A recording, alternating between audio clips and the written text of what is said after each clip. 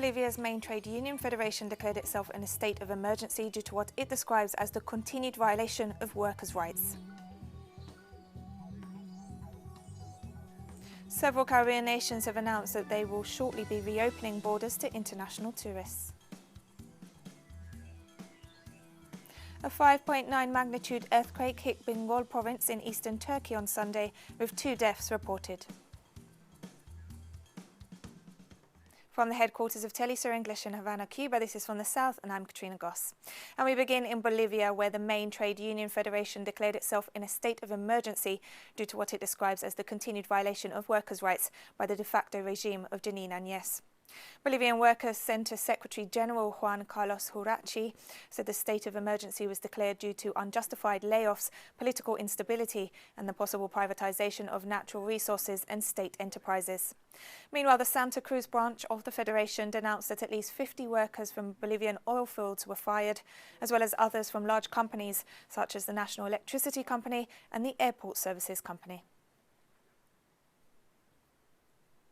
And also in Bolivia, the Ministry of Health reported over 900 new coronavirus cases on Sunday, bringing the total to over 17,000. There were also 26 COVID-19 fatalities registered in the last 24 hours, taking the official death toll to 585. Meanwhile, of the 9 departments of the country, Santa Cruz has the highest number of cases, followed by the department of Beni.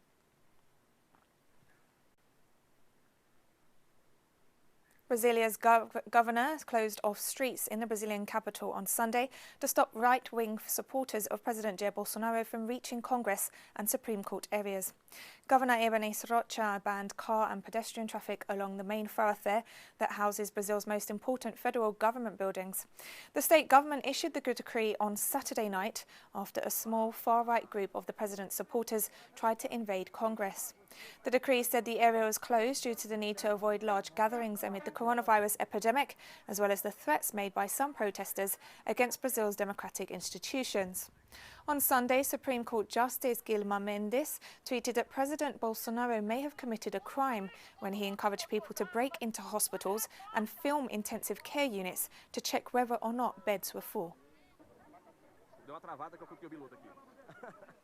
And meanwhile, thousands took to the streets of Sao Paulo to protest against police brutality and racism. Protesters also voiced their anger towards President Jair Bolsonaro, who has rallied against the lockdown and other measures implemented to halt the spread of COVID-19.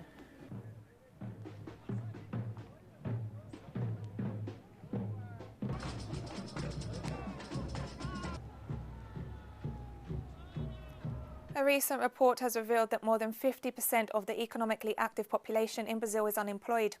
A study by the Brazilian Institute of Applied Economic Research showed that 51.5% of the economically active population was unemployed in April. The investigation noted that the lack of economic policy by the far-right government of Jair Bolsonaro to address the impacts of the COVID-19 pandemic sent unemployment rates skyrocketing. Researchers assured that it is the first time Brazil has recorded such high unemployment rates.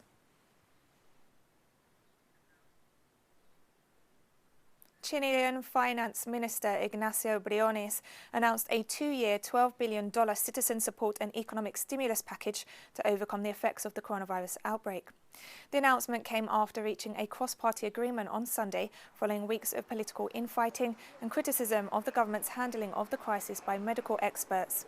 The number of confirmed coronavirus cases per 100,000 citizens in Chile has reached record global levels, only surpassed by some small nations like Qatar. On Saturday, President Sebastián Piñera replaced his health minister after criticism for failing to implement lockdowns sooner and for changes to the reporting method for COVID-19 cases and deaths. On June 14, 1928, Ernesto Guevara de la Serna was born in Santa Fe, Argentina. Better known as Che Guevara, he was a doctor, writer and revolutionary fighter who inspired millions in his struggle against capitalist oppression and imperialism.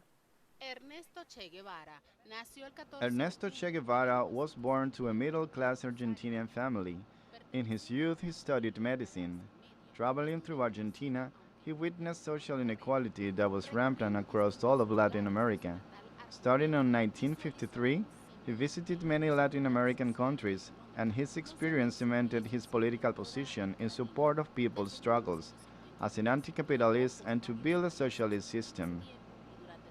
In 1955, during a trip to Mexico, he met the brothers Fidel and Raúl Castro, who were building a revolutionary movement in Cuba.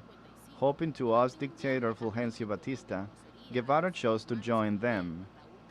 In 1956, the guerrillas settled in La Sierra Maestra, and Che led the battle to take Santa Clara in 1958. This went on until their victorious entry to La Habana on January 1, 1959, the day when Batista fled the country. For many years, Che represented Cuba in various international forums, exposing the actions of the United States government against the people of Latin America and the world. One of his most celebrated speeches was at the United Nations on December 11, 1964. But his revolutionary spirit needed to move on, so in 1965 he left for the Democratic Republic of Congo, where he fought in support of Congolese revolutionary movements, which were fighting against the government of Joseph Kasavubu, who had the support of the CIA and Belgium. He returned to Latin America in 1966, hoping to help start a revolution in Bolivia, understanding the nation's strategic position in the region. On October 9, 1967, Che was murdered by the Bolivian army and the CIA, following his capture after intense fighting.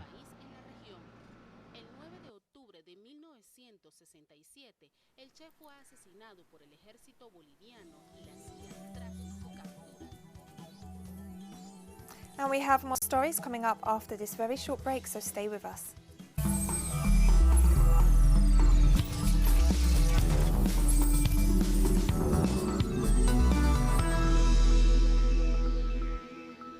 Welcome back to From the South.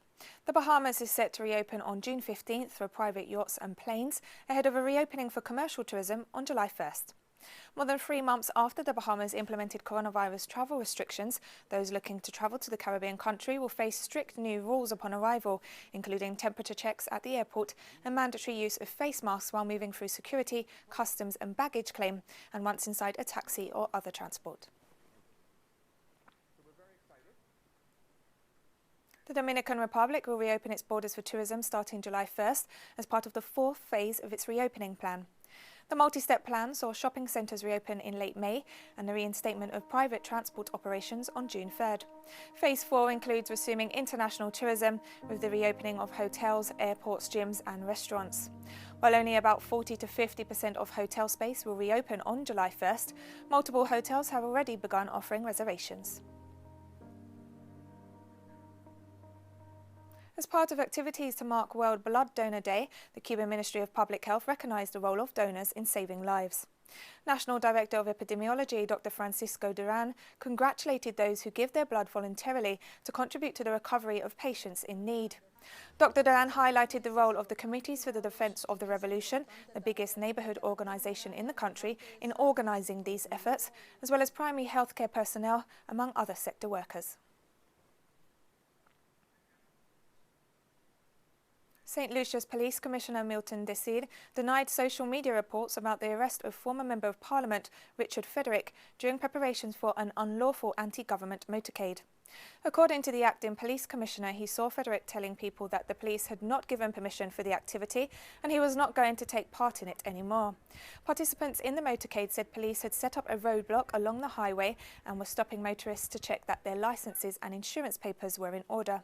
Frederick made it clear that the motorcade was planned as a peaceful event.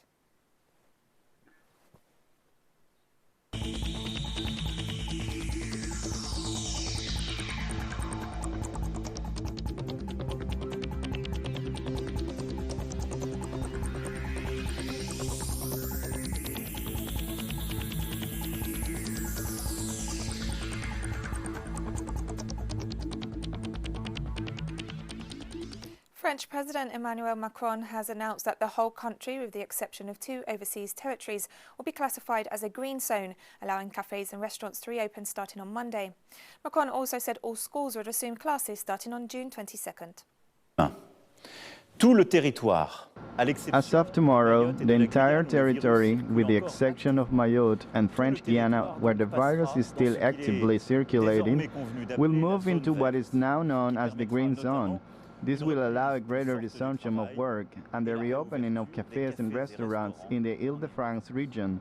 From tomorrow, it will once again be possible to travel between European countries, and from July 1st, we will be able to travel to countries outside of Europe where the virus is under control. From tomorrow, in France and overseas, nurseries and primary and secondary schools will prepare to welcome back all students, started from June 22 onwards, on a compulsory basis and in accordance with normal attendance rules. After weeks of closure due to the coronavirus pandemic, Switzerland is reopening all its border crossings with neighbouring countries. From midnight, all traffic channeling measures will be lifted. Clearly, it will be possible to practice free movement with the countries neighboring Switzerland. The infrastructures will remain present on the side of the custom roads in an unfortunately second wave of COVID-19, where to resume, and if we therefore had to close the borders for epidemiological reasons. People gathered at the foot of Grenfell Tower in the UK capital London this Sunday, where 3 years ago a huge fire claimed the lives of 72 people. The fire started in a small kitchen in the residential tower and became the deadliest domestic fire since the Second World War. Churches across London rang their bells 72 times in tribute to the victims, followed by a 2-minute silence. The Humanity for Grenfell group held an online multi-faith service and 72-second moment of silence to remember the victims. Campaigners continue to call for justice for those who died after revelations that local and national authorities allowed the installation of dangerous external cladding that became a major contributor to the rapid spread of the fire. Italian authorities recorded 338 new COVID-19 cases and 44 deaths on Sunday. The news comes as the country continues to ease COVID-19 restrictions. The death toll in Italy now stands at over 34,000, ranking number 4 in the world. The European nation has reported more than 236,000 cases since the pandemic began, with the region of Lombardy remaining the most affected. Polish President Andrzej Duda is receiving widespread criticism on social media for targeting the LGBTI community during a presidential campaign speech on Sunday. President Duda compared what he called LGBTI ideology to Soviet-era communist indoctrination, adding that these teachings are even more destructive. Presidential elections are expected to be held on June 28th in Poland, and the opposition Civic Platform Party has called for sexual education programme reforms to include LGBTI issues. The president argued on Twitter that his words were being taken out of context, adding that he truly believes in diversity and equality. And we're taking one last very short break now, so stay with us.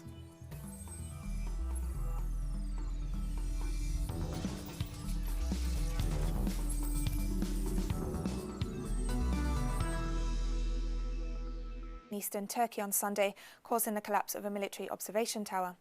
Turkey's Disaster and Emergency Management Directorate said the epicenter of the quake was the Karlova district of Bengal. A total of 9 people were injured there, with 2 deaths reported, including 1 security guard at a Turkish military installation in the area. Dozens of homes and buildings have been partially damaged, and 8 more people were injured in nearby villages, including 1 child.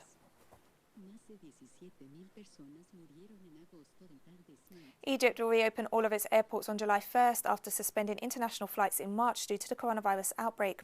The civil aviation minister announced the move on Sunday and added that foreign tourism would be limited to resorts in 3 coastal provinces.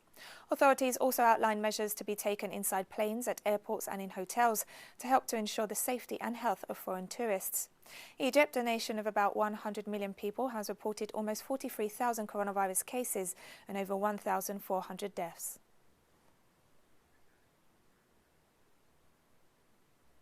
Meanwhile, neighbouring Sudan will keep its airports closed to international and internal scheduled commercial flights for another 2 weeks until June 28th.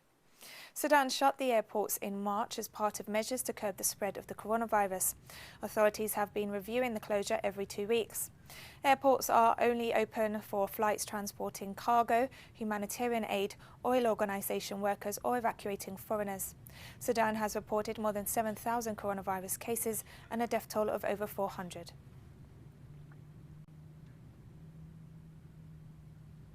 Uzbekistan will reopen its borders to some air travellers from June 15th, with quarantine procedures depending on their country of origin.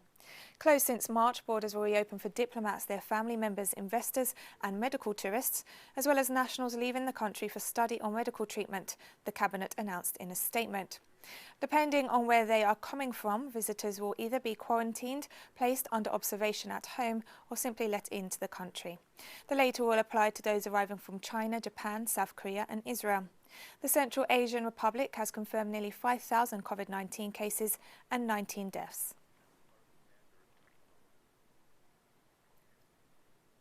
South Africa's Police Minister Becky Cele says the COVID-19 pandemic has taken a toll on the country's police force. Speaking at a media briefing on Sunday, Cele said 14 police officers have died, while over 1,600 have been infected since the first case was reported in March. He also noted that more than 600 officers have recovered and are back at work. South Africa has so far reported more than 65,000 coronavirus cases and a death toll of over 1,400, making it the worst affected country on the African continent.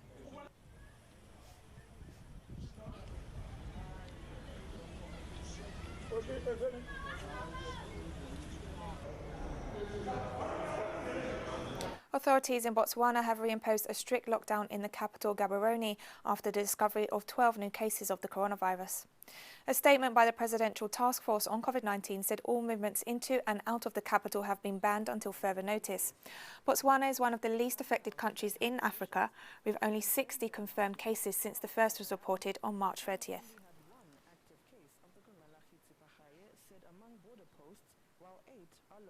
Lebanon's capital, Beirut, has seen protests intensify over the past few hours as government authorities announced they will not resign despite demonstrations. Prime Minister Hassan Diab said on Saturday he would not step down just after a new demonstration was held demanding his resignation. The renewed protests come in the midst of a further drop of the Lebanese pound against the dollar. During an extraordinary session, the government announced an injection of foreign currency into the domestic market, seeking to stabilise inflation.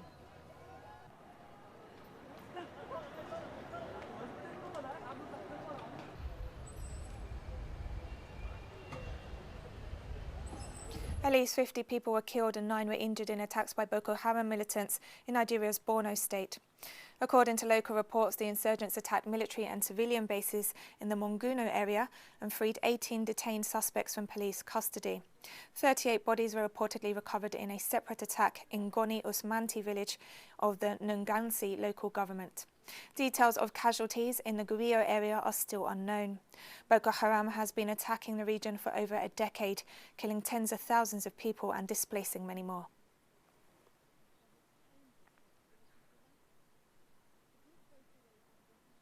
Pope Francis on Sunday appealed to both sides in the Libyan civil war to seek peace, urging the international community to facilitate talks and protect refugees and migrants, whom he said were victims of cruelty. During his noon address in St. Peter's Square, Francis said he was pained by the situation in Libya, which has had no stable central authority since former leader Muammar Gaddafi was overthrown by NATO-backed rebels in 2011. For more than 5 years, Libya has had rival parliaments and governments in the east and west of the country, with streets controlled by armed groups.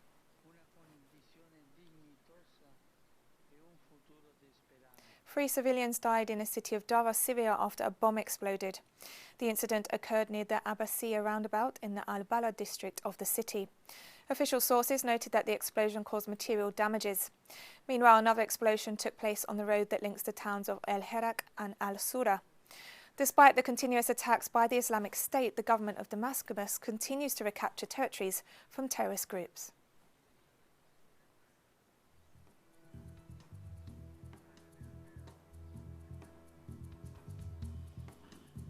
Now we've come to the end of this news brief, but you can find these and many other stories on our website at telesurenglish.net. You can also join us on social media, Facebook, Twitter and Instagram. For Telesur English, I'm Katrina Goss, and thank you for watching.